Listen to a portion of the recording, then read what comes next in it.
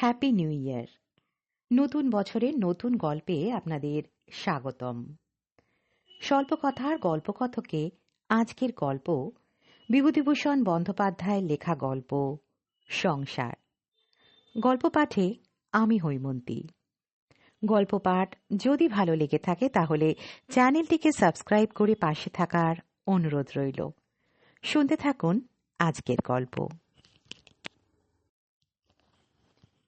উপেন ভট্টাচার্যের পুত্রবধূ বেশ সুন্দরী।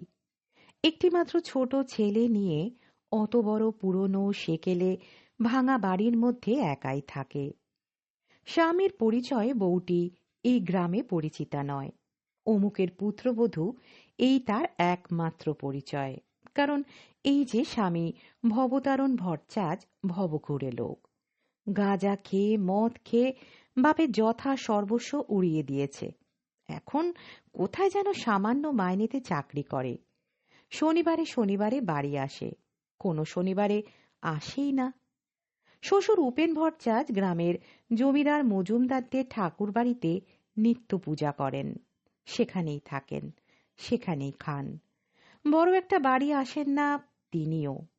ভালো খেতে পান বলে ঠাকুর বাড়িতেই পড়ে থাকেন, নইলে সকালের বাল্যভোগের লুচি ও হালুয়া, পায়েস, দই ও বৈকালির ফল মূল 12 ভূতে লুটে খায়। কোনো কোনো দিন সন্ধ্যার দিকে তিনি বাড়ি আসেন, হাতে একটা ছোট্ট পুটুলি, তাতে প্রসাদী লুচি ও মিষ্টি, ফল মূল, একটা বা ক্ষীরের ছাঁচ থাকে। তার নাতি করুণার বয়স এই 7 বছর। না খেতে পেয়ে সে সর্বদা খাই খাই করছে। যা হয় পেলেই খুশি, তা কাঁচা আমড়া হোক, পাকা নোনা হোক, চাল ভাজা হোক, তালের কল হোক, আধপাকা শক্ত বেল হোক, খাওয়া পেলেই হলো। স্বাদের অনুভূতি তার নেই। ঝাল, টক, মিষ্টি, তেতো তার কাছে সব সমান।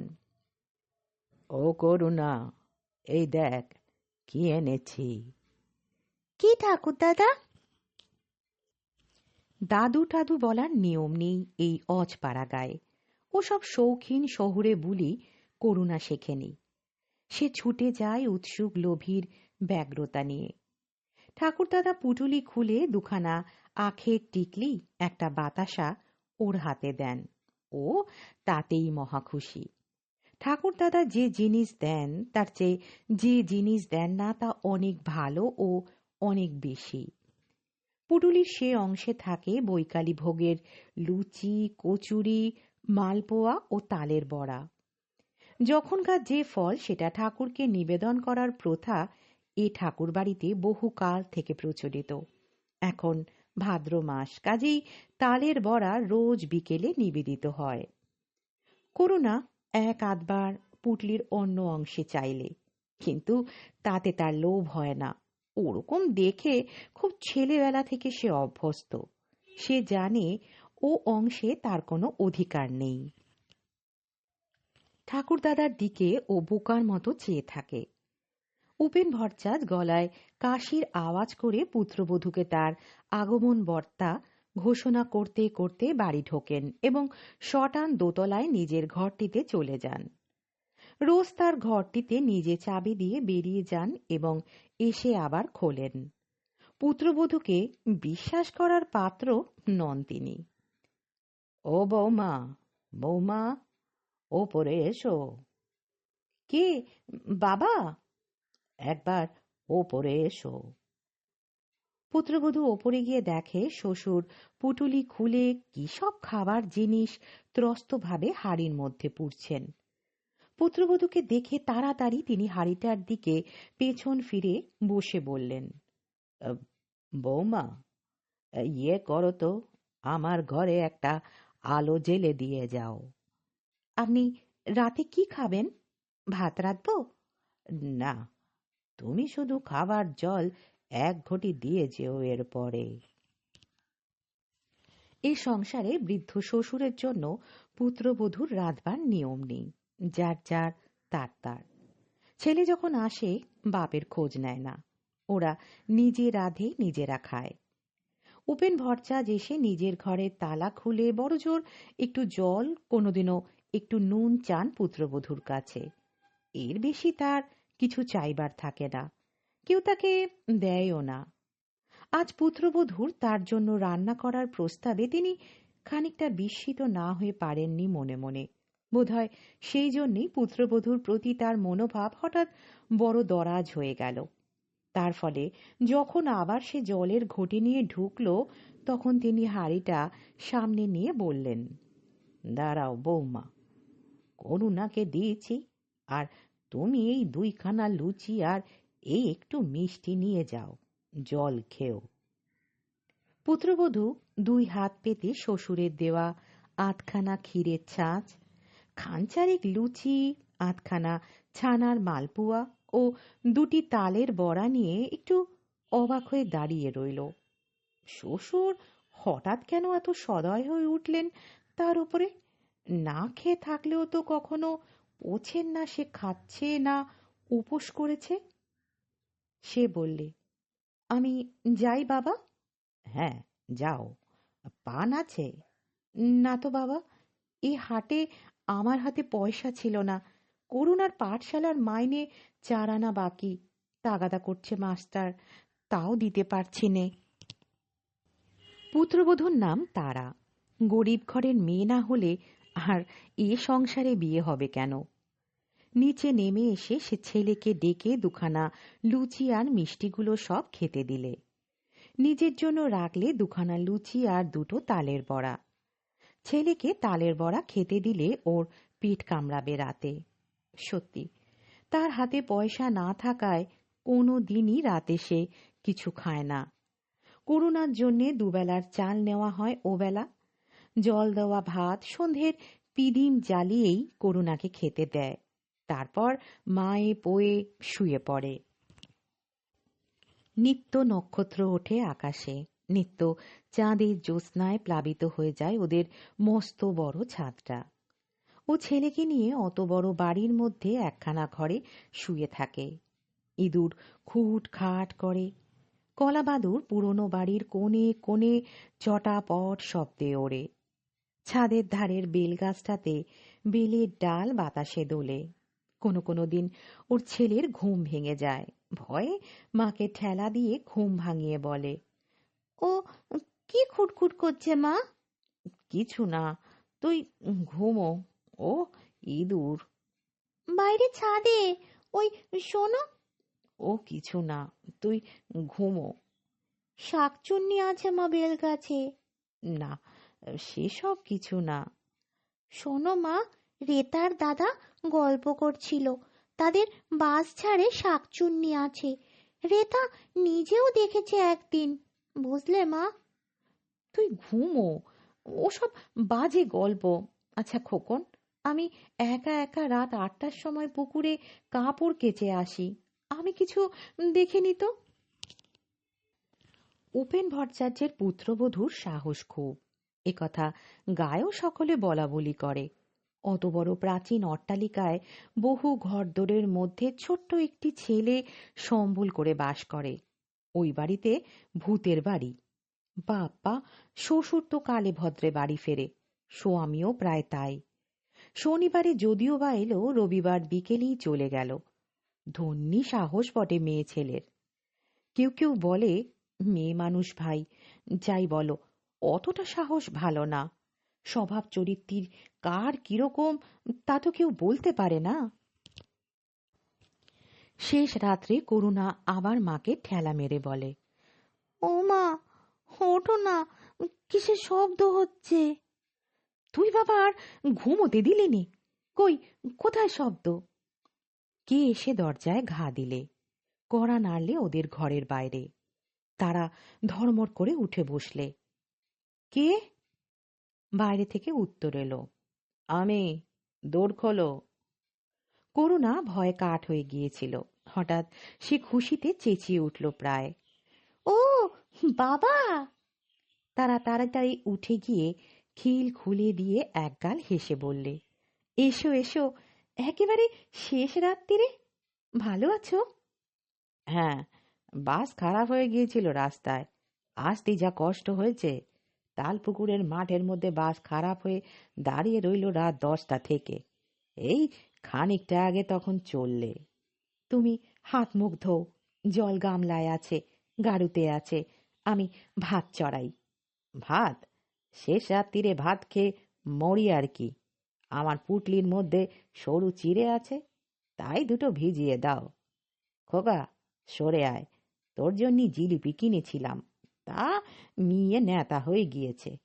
এ নাও, খোকারে 2 খান দাও, তুমি 2 খান খাও। আমি খাবো না, তুমি খেয়ে একটু জল খাও। ওগো না না, যা বলছি শোনো না, আমার পেট ভালো না কদিন থেকে।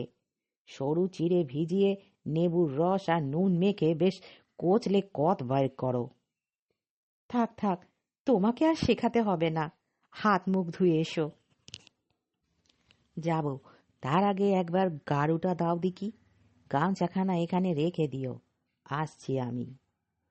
তারা তক্ষুনি চিড়ে ভেজাতে দিলে। স্বামী এসে হাত মুখ ধুয়ে বসল। তার সামনে পাথরের একটা বড় বাটিতে চিড়ের কথ, নুন লেবু মিশিয়ে তাকে খেতে দিলে। স্বামী একটুকু মুখে দিয়েই বললে, বাহ, বেশ, নুন লেবু মিশিয়ে বেশ চমৎকার খেতে লাগছে। আর দেব? না না, এই বেশি হয়েছে। হ্যাঁ, ধার দেনা কত এবার? মাছ কিনেছিলাম একদিন 4 আনা, একদিন 2 আনা, আর খোকা আমসত্ত্ব খেতে চেয়েছিল, তাই বোষ্টম বাড়ি থেকে কিনে এনেছিলাম 2 আনার। আমসত্ত্ব আবার কিনতে গেলে? বড় নবাব হয়েছে না? স্বামীর মুখে কড়া সুরের কথা এই প্রথম নয় তারার। ওর চেয়ে অনেক বেশি রূঢ় ব্যবহার ও কথা সে সহ্য করে আসছে স্বামীর। গা সওয়া হয়ে গিয়েছে তার, তাও বিনি দোষে। খোকা খেতে চেয়েছিল, ছেলে মানুষ আবদার করলে ও কি বোঝে কিছু? অবোধ, না দিতে পারলে কষ্ট হয়। বারে খোকা কাঁদতে লাগলো, দেব না কিনে? না, বাপের বাড়ি থেকে পয়সা এনে দিও। মুখ সামলে কথা বলো বলছি, বাপ তুলো না খবরদার। ওরে বাপ রে, দেখেও ভয়তে ইঁদুরের গর্তে না ঢুকি। তবুও যদি বাপের বাড়ির চালে খড় থাকতো। ছিল না বলেই তো তোমার মতো অচপার মুখ্যু আর মাতালের হাতে বাপ দিয়েছিল ধরে। তবে রে, স্বামী ভবতারণ হাতের কাছে ছাতা পেয়ে তাই উঁচিয়ে গেল তারার দিকে। করুণা চিৎকার করে কেঁদে উঠল ভয়। ওপর থেকে উপেন ভট্টাচ বলে উঠলেন, কে কে কি হলো? কে ওখানে? ভবতারণ উদ্যত ছাতা নামিয়ে বললে, তোমায় আমি ফের যদি ছোট লোকের মেয়ে কোথাকার। খবরদার, আবার বাপ তুলছ। বেরো তুমি বাড়ি থেকে, দূর হও। তোমার মুখে ছাইয়ে নুড়ো দেব বলে দিচ্ছি, বেরো। দেখ, এখনো মুখ সামলা বলে দিচ্ছি। বেরোবো কেন? তোর কোন বাপ এ বাড়ি করে রেখে গিয়েছিল? তুই বেরো। করুণা আকুল সুরে কাঁদছে বাবা মার ধুন্ধুমার ঝগড়ার মাঝখানে পড়ে গিয়ে। ওর মা এসে ওকে কোলে নিয়ে বললে, চল খোকা, আমরা এ বাড়ি থেকে চলে যাই, ওরা থাকুক যাদের বাড়ি, তোর আর আমার বাড়ি তো নয়। খবরদার, খোকাকে ছুঁয়ো না বলছি। যাবি তো একলা মর্গে যা, খোকা তোর না, আমার। বেশ, রাখো খোকাকে, আমি একলাই যাচ্ছি। যা, বেরো। করুণা ছুটে গিয়ে মাকে জড়িয়ে ধরে বললে, মা, তুমি যেও না, আমি তোমার সঙ্গে যাব।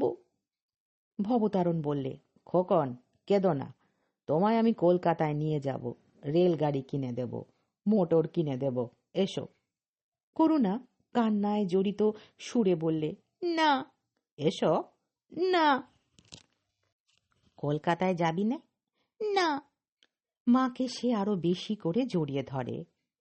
এমন সময় ওপর থেকে উপেন ভট্টাচার্য নেমে এসে ছেলেকে বললেন, তুই কি চেঁচামেচি আরম্ভ করলি ভোর রাত্রিরে? তুই মানুষ হলি নে, এই দুঃখে আমি আর বাড়ি আসিনি। কেন মিছিমিছি বৌমাকে যা তা বলছিস? আমি সব শুনেছি ওপর থেকে। তোরই তো দোষ, ও আমার ঘরের লক্ষ্মী। আপনাকে তো কিছু বলিনি, আপনি ওপরে যান বাবা। আমাদের কথার মধ্যে আসতি কে বলেছে আপনাকে? আমি যাই না যাই সে আমি বুঝবো। আর তুই যে বলছিলি বৌমাকে বাড়ি থেকে বেরুতি, আমার বাড়ি না তোর বাড়ি? আমি আজও বেঁচে আছি। তোর কি দাবি আছে এ বাড়ির ওপর? আমি ওপর থেকে সব শুনেছি। বদমাইশ পাজি কোথাকার। আমি মরবার আগে খোকনকে বাড়ি লিখে দিয়ে যাব। কালই যাচ্ছি আমি সদরে, বৌমাকে ওছি করে যাব। তোমার বাড়ির আম্বা ঘুচিয়ে তবে আমার কাজ। হতচ্ছাড়া বদমাইশ। রাত দুপুরের সময় এসে উনি ঘরের বউকে বলবেন বেরো বেরো, মুরদ নেই এক করার। হ্যাঁ রে, ও ভদ্রলোকের মেয়ে সারা মাস কি খায় তুই কোনো খোদিস রাখিস? না কেউ রাখে? বেরো বলতি লজ্জা করে না? এসো তো খোকন, এসো বৌমা, ওপরের ঘরে চলো। তারা ঘুমটা টেনে নিয়েছিল শ্বশুর আসবার সঙ্গে সঙ্গেই। সে ফিস ফিস করে খোকনকে কি বললে। খোকন বললে, ঠাকুরদাদা, তুমি ওপরে যাও, মা বলছে। ভবতারণ সাহস পেয়ে বললে, আমি তাড়িয়ে দেওয়ার কথা আগে মুখে এনেছি না আপনার গুণধর বৌমা? জিজ্ঞেস করুন তো, কে আগে কাকে বেরিয়ে যাওয়ার কথা বলেছে? হ্যাঁ খোকা, বল তো। আপনার বৌমাই বললেন না আমাকে বেরিয়ে যেতে? কেন, ওর বাবার বাড়ি? হ্যাঁ, ওর বাবার বাড়ি, আলবাত ওর বাবার বাড়ি। ফের যদি তুমি ওসব কথা মুখে এনেছো তবে তোমাকে আমি। উপেন ভট্টাচার্য ওপরে উঠে গেলেন। ভবতারণ চুপ করে বসে রইল তক্তপোষের এক কোণে। খানিকক্ষণ সবাই চুপচাপ। হঠাৎ ভবতারণ উঠে জামার পকেট হাতড়ে একখানা 2 টাকার নোট বার করে স্ত্রীর দিকে ছুড়ে দিয়ে বললে, এই দিলাম, ধার দেনা শোধ দিও। আমি এক্ষুনি চললুম। দেশলাই কে নিলে আমার? তারা বললে, খোকন, দেশলাইটা ওই রয়েছে, দে তো। একটা বিড়ি ধরিয়ে নিয়ে ভবতারণ জামা গায়ে দিতে দিতে বললে, এসেছিলাম অনেক আশা করে, তা এবারে আমি থাকবো না। এখানে আমার পোষাবে না বুঝলাম। কেউ যখন আমাকে দেখতে পারে না এ বাড়িতে, খাওয়া হলো না, শরীরটাও খারাপ, তা হোক, যাবই, আর আসছি নে। দেখ খোকন, যাবি কলকাতায়?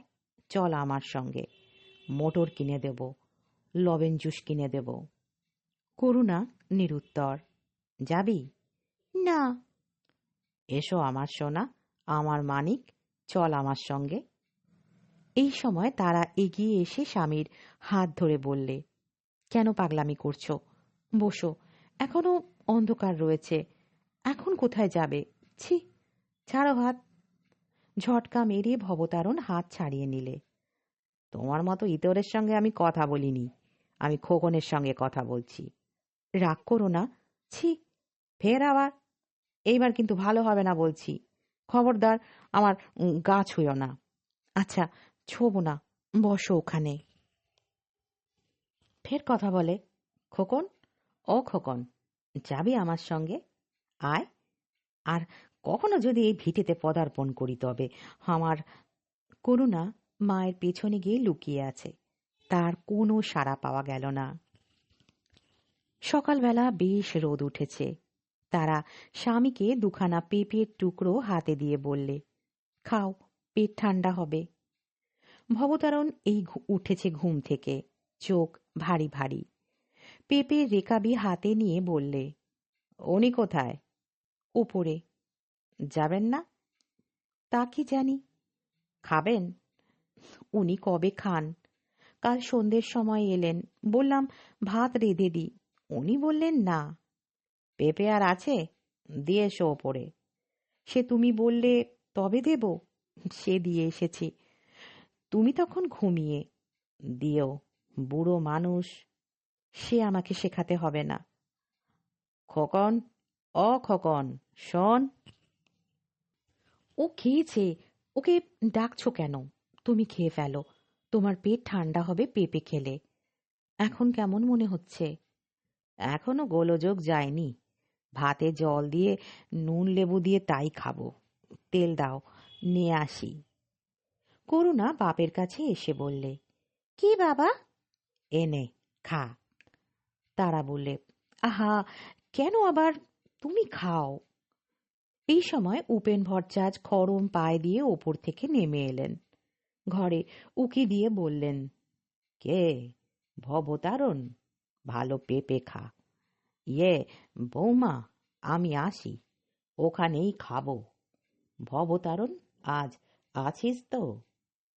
ভবতারণ দাঁড়িয়ে উঠে বললে, না বাবা, ওবেলা চলে যাব। আপনি আসবেন না ওবেলা? আচ্ছা, তুই যাবার আগে আমি ফিরে আসব। আমি। এই সময় তারা ফিস ফিস স্বরে কি বললে স্বামীকে। ভবতারণ ডেকে বললে, বাবা। কি? এই বেলা এখানে দুটো খাবেন, আপনার বৌমা বলছে। কই মাছ আনতে যাচ্ছি বাঁধালে, একসঙ্গে বসে অনেক দিন খায়নি, কেমন? উপেন ভট্টাচার্য সম্মতি জ্ঞাপন করে রোয়াক থেকে উঠানে পা দিলেন। কি ভেবে এসে আবার বসলেন রোয়াকে। পুত্রবধূ বললে, তামাক সেজে দেব? দাও দিকি। ছেলে ভবতারণ নিজেই তামাক সেজে নিয়ে এলো। বৃদ্ধ উপেন ভট্টাচার্য চোখ বুঝে হুকোয় টান দিতে দিতে চিন্তা করতে লাগলেন। এমন সকালবেলা কত কাল আসেনি তার জীবনে। স্ত্রী মারা গিয়েছে আজ বোধহয় 20 বছর। ভবতারণ তখন 11 বছরের বালক। তারপর থেকেই ছন্ন ছাড়া সংসার জীবন চলছে। আঁটসাঁট নেই কোনো বিষয় কারো। তার ওপর দারিদ্র তো আছেই। হাতে টাকা পয়সা ছিল না বলেই ভবতারণকে লেখাপড়া শেখাতে পারেননি।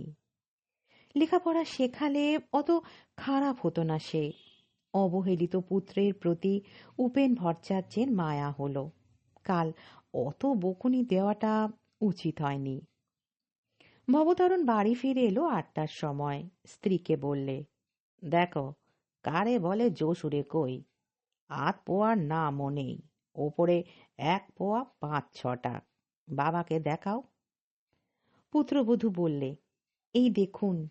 বাবা, কত করে সের নিলে? 3.5 টাকা। তা হবে, যুদ্ধের সময় ছিল ভালো, এ দিন দিন যা হয়ে উঠল। অনেক দিন পরে পুত্র ও পুত্রবধূর সেবা যত্ন জুটল উপেন ভট্টাচার্যের ভাগ্যে। এমন একসঙ্গে খাওয়া দাওয়া কত কাল হয়নি। তিনি পড়ে থাকেন মজুমদারদের ঠাকুর বাড়িতে পেটের দায়িত্ব। ছেলে উপযুক্ত হয়নি। নিজের ছেলেটাকেই সে খেতে দিতে পারে না। ওদের ভার লাঘব করবার জন্যেই তিনি পরের বাড়ি খান। খাওয়া দাওয়ার পর উপেন ভট্টাচার্য দিবানিদ্রা দেবার জন্য উপরের ঘরে চলে গেলেন। পুত্রবধূ তামাক সেজে নিয়ে দিয়ে আসলো। আহ, কি আরাম! সব আছে তার, অথচ নেই কিছুই। আজ দিনটা একটা চমৎকার দিন। এমন দিন আবার কবে আসবে? 12 মেশে সজনে গাছে ফুল ফুটেছে। ডাল পাতা নড়ছে বর্ষার সজল বাতাসে। ঘুমিয়ে পড়লেন উপেন ভট্টাচার্য। উপেন ভট্টাচার্যের পুত্রবধূও আপন মনে আজ খুব খুশি। ছন্ন ছাড়া ভাঙা বৃহৎ বাড়ি আর যেন কার পাদস্পর্শে লক্ষ্মীর সংসারে পরিণত হয়েছে। দোতলায় শ্বশুরকে তামাক সেজে দিতে যাওয়ার সময় এই কথাই তার মনে হচ্ছিল। তার আছে সবই, শ্বশুর, স্বামী, পুত্র, যা চায় মেয়েরা। এত বড় বাড়ি, জজল্যমান সংসার যাকে বলে। ওদের সকলের পাতে পাতে ভাত মাছ দিয়ে আজ কত সুখ পেয়েছে সে। ওদের খাইয়ে সুখ। ভাবতে ভাবতে সেও ঘুমিয়ে পড়ল। ভবতারণ অন্যদিন খেয়ে দিয়ে আড্ডা দিতে বেরোয় রায়পাড়ার হরু রায়ের নাতি অমূল্য রায়ের ওখানে। স্থলপথের যাত্রী দুজনেই। দুপুরের পর ভরা পেটে মৌতাত জমে ভালো। আজ কিন্তু সে বাইরে গেল না। স্ত্রীকে ঘুমোতে দেখে সে মনে মনে ক্রুদ্ধ হল। কেন, দুটো গল্প করতে কি হয়েছিল? তারা কি সে রোজ রোজ পায়? কত কষ্টে থাকে এই বাড়িতে একা। সে নিজে অক্ষম স্বামী, কিছু করবার পথ তার নেই সামনে। সে ভালো হবে ভেবেছে কতবার, কিন্তু তা হবার জো নেই। সে জানে কেন। সঙ্গ বড় খারাপ জিনিস। সেসব বন্ধুদের সঙ্গ তাকে এইখানে নামিয়েছে। জলপথ ও স্থলপথ কোনো পথ বাকি রাখেনি। আজকের সংকল্প কাল উবে যাবে কর্পূরের মতো। তবুও আজকের দিনটি একটা সুন্দর জাকালো শান্ত দিন হয়ে থাক তার জীবনে। তারাকে ঘুম থেকে উঠিয়ে বললে, চা আছে ঘরে, চা করো, বাবাকে দিয়ে এসো, আমিও একটু খাই। না, চা খায় না, নেবু আর নুন দিয়ে চিড়ের কত করে দিই। স্ত্রী সত্যি তাকে যত্ন করবার চেষ্টা করে, তার অদৃষ্টে নেই। কার কি দোষ? তারা সত্যি ভালো মেয়ে বড্ড। এদিকে দিবা নিদ্রা ভেঙে উপেন ভট্টাচার্য সবে উঠেছেন, অমনি পুত্রবধূ গরম চায়ের গ্লাস নিয়ে এসে তার হাতে দিলে। বিস্মিত চোখে পুত্রবধূর দিকে চেয়ে বললেন, কি চা বাড়িতে ছিল? ছিল। বেশ বেশ। পুত্রবধূ হাসি মুখে বললে, আর কিছু খাবেন? হ্যাঁ, তা কি খাওয়াবে? আহ, বেশ, দোভাজা করে চিড়ে ভেজে নারকোল কোড়া দিয়ে নিয়ে এসে দেব। বেশ বেশ, কাঁচা লঙ্কা অমনি ওই সঙ্গে একটা এনো। আর শোনো, ভবতারণকে আর খোকনকেও দিও। তামাক দেব বাবা? এখন না, চিড়ে ভাজা আগে খাই, তারপরে। বাহ, মৌতাত্রা নষ্ট করে দেবে বৌমা।